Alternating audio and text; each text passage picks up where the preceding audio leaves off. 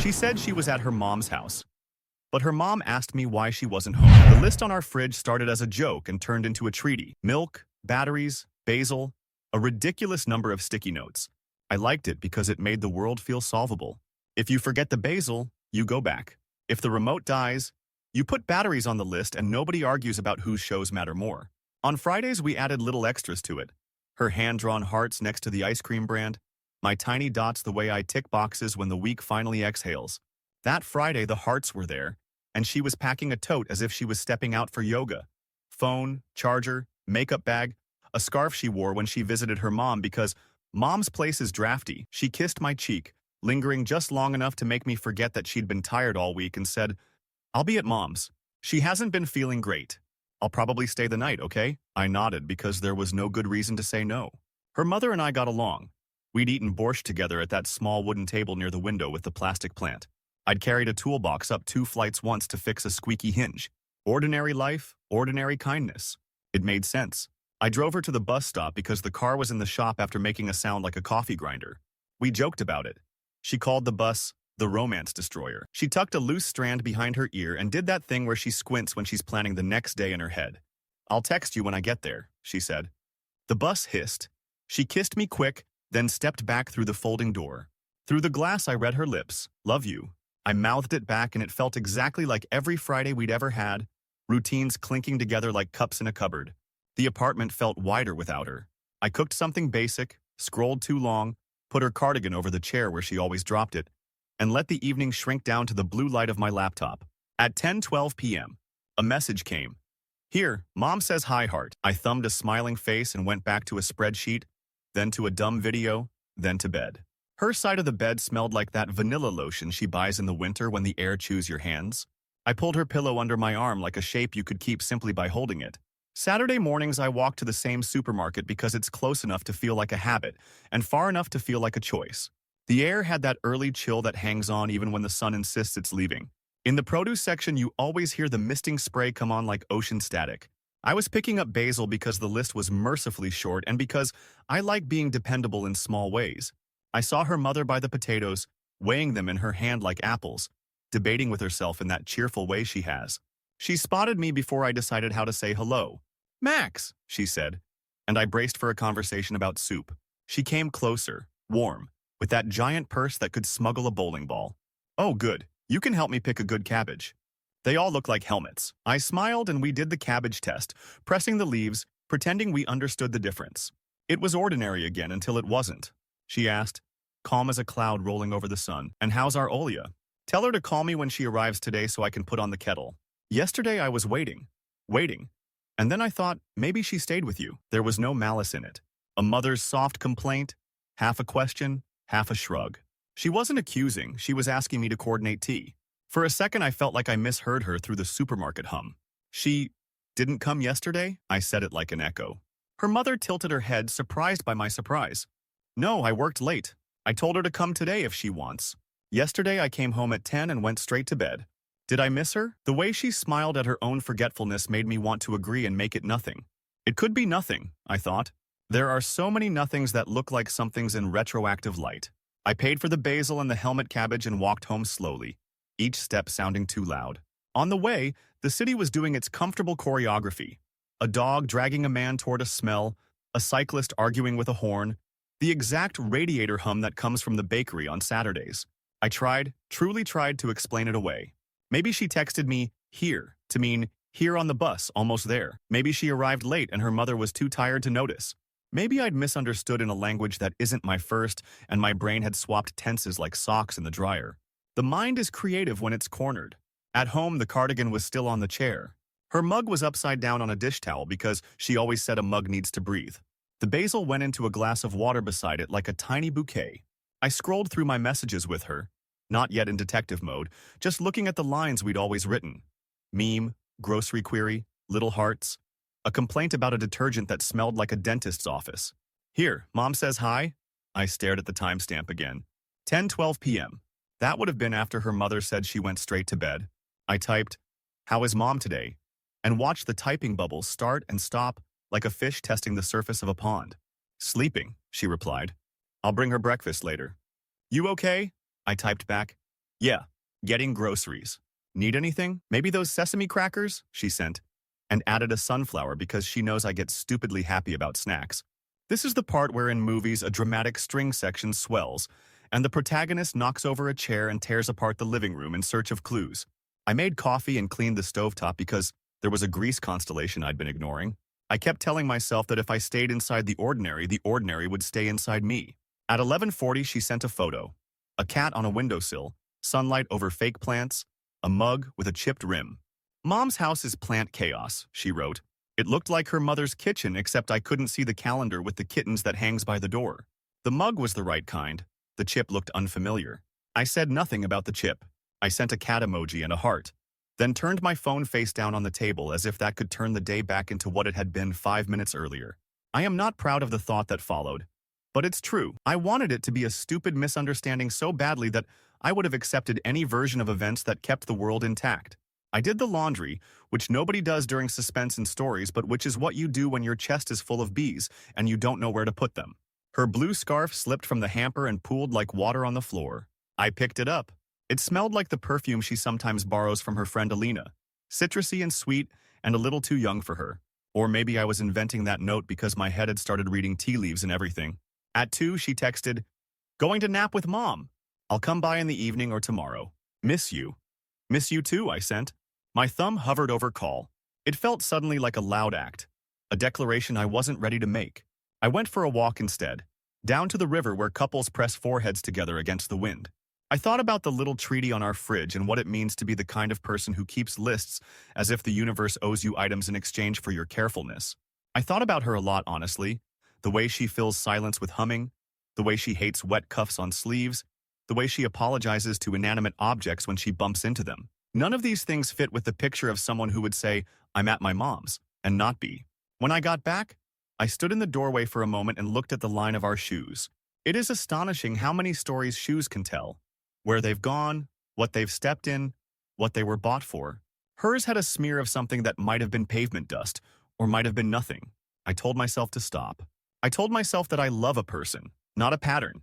That one text and one casual remark in a supermarket are not statistics.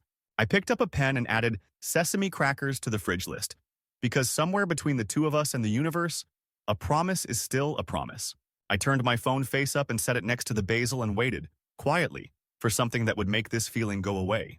And because waiting felt like standing at the edge of a pool not ready to jump, I did the smallest, least cinematic thing possible. I opened my notes and wrote the time I'd seen her mother, the time of the text, and ask about kettle with a question mark. Then I closed the notes and made lunch. I told myself I would not accuse anyone of anything until I knew what I was accusing them of. I told myself that love deserves the dignity of facts. By Sunday morning, the note in my phone had grown longer without me meaning for it to. I kept adding small things like pebbles I couldn't stop putting in my pocket. 10:12 p.m. Text. Mom in the store at 9:30 a.m. Surprised. Blue scarf. Perfume not hers. Cat photo. Chip in mug. It looked absurd written down. A ransom letter made of minutia. But every time I tried to delete it, I felt like I was erasing the only thread between me and whatever this was. I told myself I wouldn't push, but when she messaged me at 11:07, "I'll be over in an hour making pancakes with Mom," I caved. "What kind?" I typed, aiming for lightness. "Blueberry." "Well, mostly blueberry," she replied. The mostly was odd. Her mom hates seeds in anything, says they stick in her teeth. I almost asked if she meant chocolate chip, but that was too small to be worth flagging. I put the phone down and went to vacuum, thinking about how absurd it is to notice that much about another human being's mother's breakfast preferences. She arrived around 1 p.m., hair damp from a shower, wearing a sweater I hadn't seen her in before, beige with a loose neck, like something borrowed. She smelled faintly of coffee and something warm and spicy, not her usual vanilla. She dropped her tote by the couch, kissed me hello, and went to the fridge for water. "How's your mom?" I asked, watching her over the counter. She smiled into the bottle as if amused I'd even ask. "Better. Still tired, though." She sat beside me, her phone buzzing with a message she ignored. We talked about nothing for a while. She told me about a neighbor's new puppy, about a TikTok she'd seen, about the laundry she forgot at her mom's. My hands itched to reach for her tote. I wanted to unzip it and see if there was something, anything that would tell me I was crazy to be thinking this way. Instead, I excused myself to get a snack, just to put a thin wall of movement between us and my thoughts. While I was in the kitchen, her phone buzzed again. She glanced at it quickly, tapped a reply, then turned it face down. I asked, Alina, because it was easier to say than, who's making you hide your screen? She nodded. Yeah? She's bored. I didn't push. I made us tea. When she left later, she said, I'll be out with Alina Friday night, by the way. Don't wait up. My stomach tightened. I nodded and said, okay, because I didn't want to look like I was guarding the door. That week, I noticed more things. On Tuesday, she stopped by after work with takeout, and in her bag was a receipt from a coffee shop across town. One I knew because it's next to a bar with a ridiculous neon bear sign. The receipt said 11:43 p.m. Saturday. I asked, you went all the way there? She said, Alina wanted dessert. They were still open. I smiled, but my mind took a snapshot. Saturday night, Mom supposedly tired. Coffee shop far from her house. Neon bear nearby. Thursday evening, I bumped into Alina outside a pharmacy. She was flustered, juggling a prescription bag and a latte. Hey, she said. Funny seeing you. Olia told me you were cool about Friday. I played along. Yeah, have fun. She grinned, then added, that bar last weekend was wild, huh? I haven't danced like that in forever. My face must have given something away because she hesitated, then said, oh, wait, never mind. She made some excuse about being late and hurried off. At home, I searched the bar's Instagram page. Scrolling through their tagged stories, I found it. A blurry video of the dance floor, purple lights, that huge neon bear glowing in the corner. In the frame, partly turned away, was a woman with Olia's exact gold ring on her right hand. The one with the tiny dent from where she'd dropped it once. The movement, the way she held her shoulders, I didn't need to see her face. I didn't say anything that night. She texted me from Alina's place at 11:02 p.m. A picture of wine glasses on a table. The lighting was warm, yellow, not the bluish tone of Alina's apartment. My thumb hovered over the photo, zooming in until the pixels bled together. By Friday, my curiosity wasn't passive anymore. It was sharp. I mapped the coffee shop, the bar, and a cluster of old apartment buildings nearby.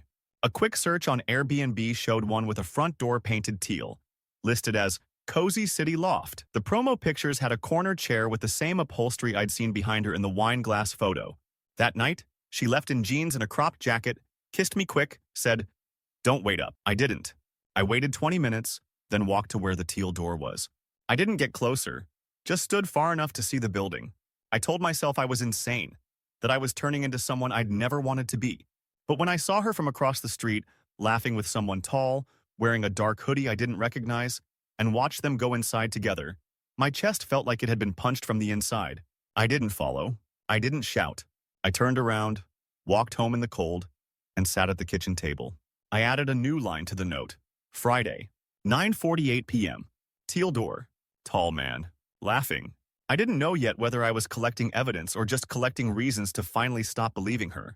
Saturday morning, I woke up with that strange mix of clarity and nausea you get after a nightmare. Except this wasn't something I could shake off by standing under the shower.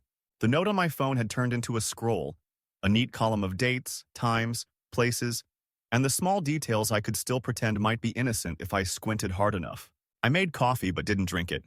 It sat cooling on the counter while I stared at the fridge list. Milk, crackers, basil. I almost wrote truth under it, just to see how it would look in my handwriting. She texted me at 10:23 a.m. Going to Mom's for lunch, she's making dumplings. My fingers typed, tell her hi, without asking me first. It was easier to play along than to see what would happen if I didn't. Around noon, I messaged Alina. We'd never been particularly close. Our conversations were surface level, but I thought maybe she'd slip the way she had before. Hey, did you get home okay last night? I wrote. She replied with a single thumbs up. Then, 3 dots appeared and vanished twice before she sent, yeah, just tired. I could almost hear her editing herself. The unease kept growing, so I went back to the bar's tagged photos from the past few weeks. Buried between a birthday post and a DJ promo was another clip, this one from the weekend before last. The camera panned across a table of cocktails, and there it was again, her gold ring, catching the light as she gestured towards someone out of frame. In the background, just for a second, you could see him, the tall man from the teal door. That night, I told myself I needed to stop spiraling. I cleaned the apartment, ran errands, did anything that made me feel like I was in control of something. But at 8:42 p.m., curiosity bulldozed through every resolution. I checked Airbnb again. Cozy City Loft was booked for that night. I clicked the calendar out of morbid curiosity and saw it had been booked almost every Friday and Saturday for the past month. Same host, same teal door. Sunday morning, I went for a run earlier than usual and looped past the building. The teal paint was chipped near the bottom where people had kicked it open with their foot while carrying bags. I noticed the code panel had a faint smear, like fresh fingerprints. I didn't touch it. Later, when she came over, she was in an unusually bright mood. She brought pastries, talked about how Mom had been in a good mood too. I listened, nodding at the right moments, feeling like I was on a delay. She mentioned a movie they'd watched, except I knew it wasn't playing on TV. I'd checked out of habit now, just to see if her stories matched the schedules. This one didn't. I asked, "Do you ever go to that coffee place near the bear sign anymore?" She froze just long enough for me to notice. Then she laughed too loud and said, "Why? You stalking coffee shops now?" I smiled and said, "Just wondering." The air between us felt thinner after that. Monday evening, I got an unexpected call from her mom. She wanted to know if Olia was staying with me that night because she'd left her favorite sweater at home and couldn't find it. "Wait," I said slowly. "Isn't she with you?" Her mom sighed. "Not tonight. She said she was at Alina's. Maybe she mixed up her days." It was the softest possible way to say she had no idea where her daughter was. When we hung up, I stared at the wall for a full minute before writing another line in the note. "Monday," Mom called. "Sweater missing." Not with her. It was no longer about whether I was being paranoid. It was about how much longer I was willing to collect these quiet little betrayals before I did something with them. And I could feel it. The point of no return was already behind me. By Tuesday, my phone note wasn't just a list anymore. It was a map. Dates and times linked to places. Places linked to faces. All connected by thin, ugly threads. I wasn't even trying to convince myself they were coincidences now. I was watching patterns form in real time. That night, I sat on the couch with the TV on low and called her mom. I told myself it was casual, that I was just checking in. She answered with that tired but warm tone she always had. We talked about the weather, about how the pipes in her building had started making that knocking noise again. Then I asked, "Do you see Olia much these days?" There was a pause, just long enough for the hum of her fridge to fill the space. "Not as much as before," she said. "She's been staying with her friend more often." "I thought she was with you, actually." Her voice was neutral, almost apologetic, like she felt bad for not knowing. I thanked her, wished her good night, and hung up.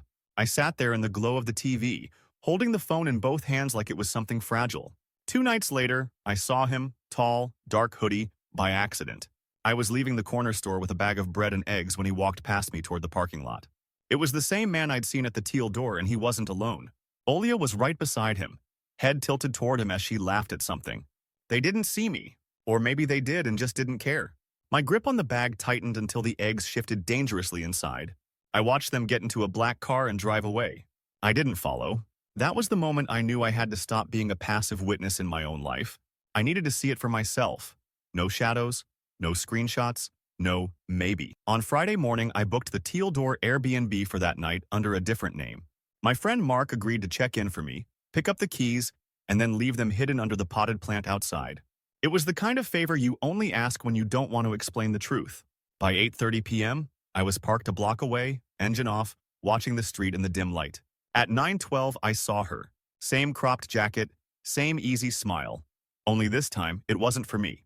She was with him again, walking close, their shoulders brushing. They went straight to the teal door. She punched in the code like she'd done it 100 times. I stayed in the car for a while, gripping the steering wheel, fighting the urge to go knock, to throw the door wide and see everything I already knew. But I didn't. I drove home instead, straight into the quiet. At the kitchen table, I opened my note one last time and added, Friday, 9:12 p.m. Entered teal door with him. Confirmed code familiarity. I didn't sleep much. My mind kept circling one thought. If I was going to confront her, it had to be undeniable. No wiggle room. No way for her to turn it into my paranoia. I wanted her to see the truth laid out so neatly she couldn't even try to rewrite it. By Saturday morning, I knew exactly how I'd do it. And for the first time in weeks, my chest felt steady.